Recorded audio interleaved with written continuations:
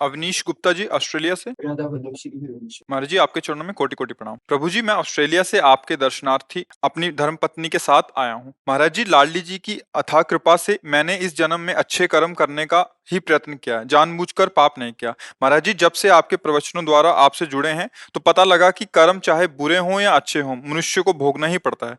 प्रभु जी मैं पिछले अच्छे और बुरे कर्मों से कैसे मुक्ति पा सकता हूँ और क्या करूं कि आगे कर्म ना बने। हाँ, भगवान को समर्पित कर दो। भगवान को समर्पित करने से, समर्पण से भक्ति प्रारंभ होती है। शरण निरापक पद रमित सकल अशुभ शुभ नंश देत सहज निश्चल भगत सुजय जय श्री हरिवंश।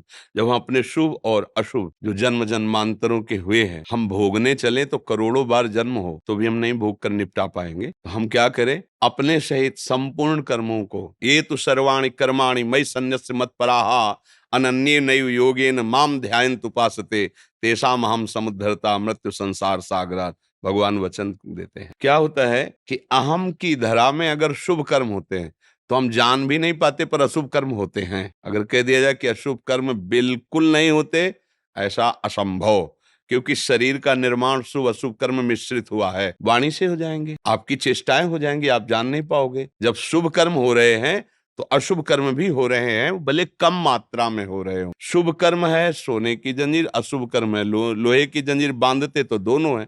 अगर मुक्त करती है तो भक्ति करती है, भगवत प्रीत्यर्थ कर्म। वही कर्म जो हम कर रहे हैं शास्त्र सम्मत हो और प्रभु को समर्पित कर दिए जाएं, श्री कृष्ण अनुकूलेन, तो वही भक्ति प्रदान करने में समर्थ हो जाते हैं। तो अगर हम अपने शुभ कर्मों का ही केवल बल रखेंगे तो बहुत ज्यादा शुभ कर्म हो जाएंगे तो हमें स्वर्ग मिलेगा और वहां के सुख भोग मिलेंगे। लेकिन पुण्य क्षीणे मृत्यु लोके विशन्ति, फिर काम बना नहीं। अशुभ कर्म हो जाएंगे बहुत ज्यादा तो नरक भोगना पड़ेगा। अगर मिश्रित रहे तो मनुष्य लोक मिलेगा।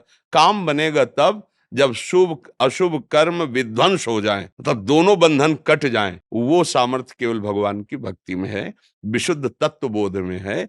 और तत्वबोध प्राप्त करना भगवान की कृपा से सहज में हो जाता है। सोई जाने जे देव जनाई, जानत तुम्हें तुम्हें हो जाई, सर्वत्र मेरा प्रभु विराजमान। जब भक्ति का रंग आता है तो कण कण में अपने प्रीतम का भाव, सब बंधन खत्म हो जाता है। तो इसलिए समस्त कर्म बंधनों के नाश के लिए सर्वधर्मान परित्यज्य मामेकम शरणम ब्रज अहम त्वाम सर्व पापेभ्यो मोक्षयिष्यामि मा शुचा।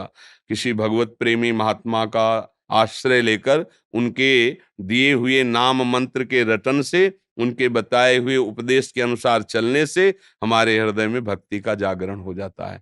और भक्ति ऐसी है जो शुभ अशुभ दोनों को विध्वंस करके प्रभु के नाम रूप में आसक्त कर देती है। हाँ, शुभ अशुभ दुर्ग विध्वंस बल सब जयति जयति जग उच्चरे।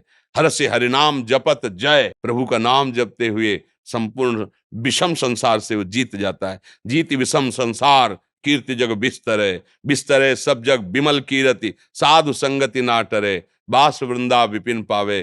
श्री राधिका जो कृपा करें, बढ़िया अवसर लग गया है। एकमात्र उपाय है प्रभु की शरण में होकर उनका नाम, उनका मंत्र, उनकी लीला, उनके गुण अपने चित्त को रमा दे। हर कार्य करते हुए प्रभु का नाम स्मरण करे, हर कार्य को प्रभु के चरणों में समर्पित कर दे। बस ये समर्पण भक्ति योग बन जाता है और भक्ति योग प्रेम योग बन जाता है। और प्रेम ऐसा होता है जो भगवान को अधीन कर लेता है। भक्ताधीन मना पूज्यो, गोपाल शास्त्र नाम में भगवान का नाम, भक्त के अधीन हो जाते हैं। देखो ना कैसी कैसी लीलाएं की, भक्त के चरण दाब रहे हैं, भक्त का रथ हाँक रहे हैं, भक्त के नौकर बन करके आ रहे हैं।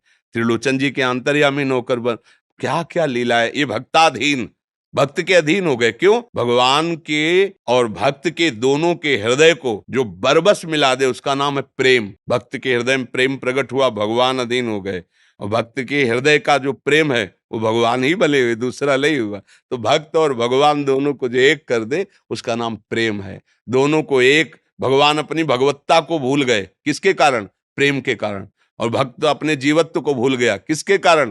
प्रेम के कारण। और दोनों की लीला कैसी कैसी अद्भुत लीलाएं, जो आश्चर्य होता है।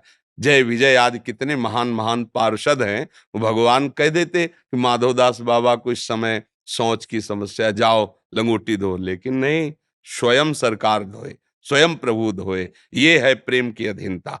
स्वयं भगवान, ऐसा नहीं कोई अपने वैभव शक्ति किसी का आदेश, स्वयं प्रभु मालिक स्वयं। ऐसा कहाँ देखा गया है? अगर कोई अपना बहुत प्रेमी होगा तो हम उसकी सुविधा कर सकते, किसी को भेज सकते, लेकिन हम स्वयं उसकी लंगोटी धोए, ऐसा तो सिर्फ भगवान ही कर सकते हैं, दूसरा नहीं। तो ये बात प्राप्त करने के लिए हमें प्रभु के शरणागत होना चाहिए, और जो उपदेश हैं भगवान के, गीता, भागवत या संत के मुख में बैठकर, उनको हमें जीवन में उतारना चाहिए।